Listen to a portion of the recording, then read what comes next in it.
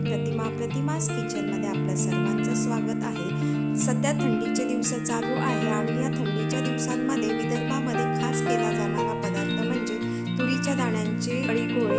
आज आपण त्याचीच रेसिपी बघणार आहोत। रेसिपी पूर्ण बघा, पण त्याआधी जर माझ्या चॅनलवरती नवीन असाल तर माझ्या चॅनलला लाईक आणि सबस्क्राइब करायला विसरू नका। चला तर रेसिपीला सुरुवात करूया। आज आपण इथे कढी गोळे करण्यासाठी इथे आपल्याला सर्वात आधी घ्यायचे आहे ओल्या तुरीचे दाणे। मी हे शेंगा आणलेल्या होत्या आणि दाणे सोलून घेतलेले आहे आणि स्वच्छ धुवून पण घेतलेले आहे। नंतर आपल्याला घ्यायचं आहे हिरवी मिरची 4 ते 5 मी इथे घेतलेली आहे। 4 ते 5 लसूण पाकळ्या घेतलेल्या आहे। हिरवी कोथिंबीर धुवून घेतलेली आहे आणि थोडेसे जिरं घेतलेलं आहे। आता सर्वात आधी आपल्याला इथे एक मिक्सरचं भांडं घ्यायचं आहे आणि हे जे तुरीचे दाणे आहे ते आपण यामध्ये सगळे घालून घेऊ। नंतर हिरवी मिरची, लसूण, जिरे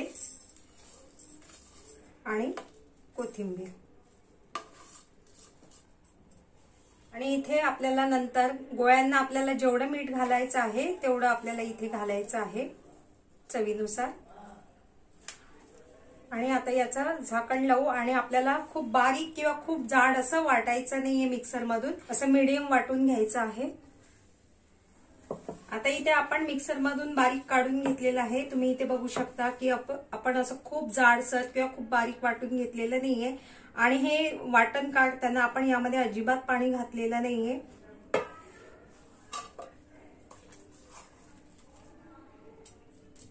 हे झाली आपली गोळ्यासाठी तयारी।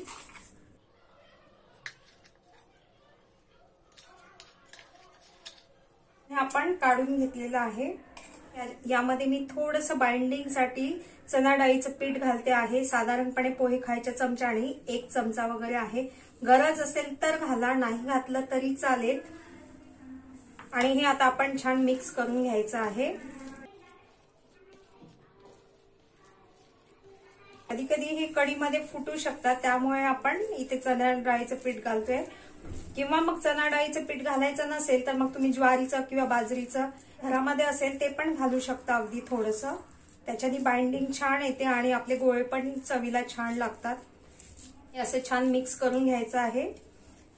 आता इथे मी तेल घेतलेलं आहे, आपण तेलाचा हात घेऊन घेऊ आणि आपल्याला ज्या आकाराचे गोळे करायचे आहे त्या आकाराचे आपल्याला आता इथे गोळे करायचे आहे। बघा सहजपणे हे गोळे होतात किंवा मग तुम्ही नंतर पण करू शकता हे गोळे।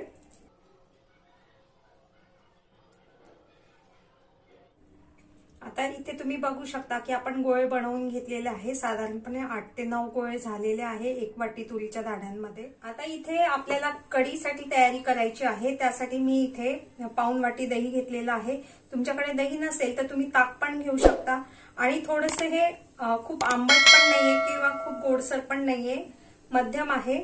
आणि आता आपण इथे एक भांडं घ्यायचं आहे आणि हे जे दही आहे ते आपण यामध्ये घालून घेऊ आणि या दह्यामध्ये आपल्याला 1 चमचा बेसन पीठ घालायचं आहे, चवीपुरतं मीठ, जेवढं आपल्याला कढीला हवं आहे तेवढं, आणि थोडीशी हळद। हे जे दही आहे ते आपल्याला छान फेटून घ्यायचं आहे। यामध्ये आपण पाणी घालू आणि थोडी पातळ करून घेऊ। दही जे आहे छान फेटून झालेलं आहे। आता इथे आपल्याला पुढची तयारी करण्यासाठी मी इथे कढई गरम करायला ठेवलेली आहे। त्यामध्ये आपण घालूया तेल।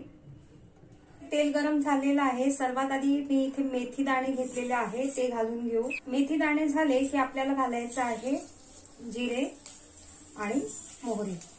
मोहरी छान तडतडली की त्यामध्ये आपण घालूया 1 लाल सुकी मिरची, थोडासा कढीपत्ता आणि मी इथे मिरची जी आहे ती मिक्सर मधून वाटून घेतलेली आहे। फक्त मिरची आहे, 1 ते 2 हिरव्या मिरच्या घेतलेल्या आहे ते पण घालून घेऊ आणि याला मिक्स करून घ्यायचं आहे। आता यामध्ये आपण घालूया हिंग फोडणीसाठी। थोडंसं आलं लसूणची पेस्ट घेतलेली आहे मी, ती घालायची आहे। याच्याने कढीला चव पण खूप छान येते आणि गॅस आपण मध्यमच ठेवलेला आहे इथे। हे छान परतून घ्यायचं आहे।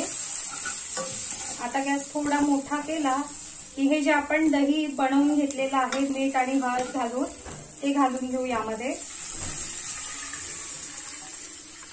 ही कढी जी आहे ती आपल्याला अशी पसरट कढईमध्येच करायची आहे आणि अशी छान घोटून घ्यायची आहे। परत पाणी घालून इथे आपण कढी पातळ करायची आहे, कारण जेव्हा आपण गोळे घालू त्यानंतर परत ही कढी खूप घट्ट येते। आणि आता गॅस मध्यम ठेवलेला आहे, याच्यावरती आपण झाकण झाकू आणि कढीला थोडीशी उकळी द्यायची आहे। आता इथे आपण झाकण काढून बघूया। तुम्ही इथे बघू शकता की कढीला मस्त उकळी येत आहे आणि कढी पण बघा आपण पातळ केलेली आहे।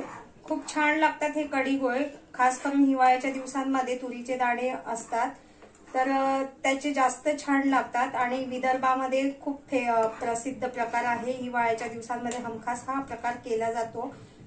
आता तुम्ही इथे बघू शकता खूप छान अशी उकळी आलेली आहे आणि अशाच उकळत्या कढीमध्ये आपल्याला हे जे गोळे आहे ते घालायचे आहे। गॅस असा जास्तीवरच ठेवायचा आहे।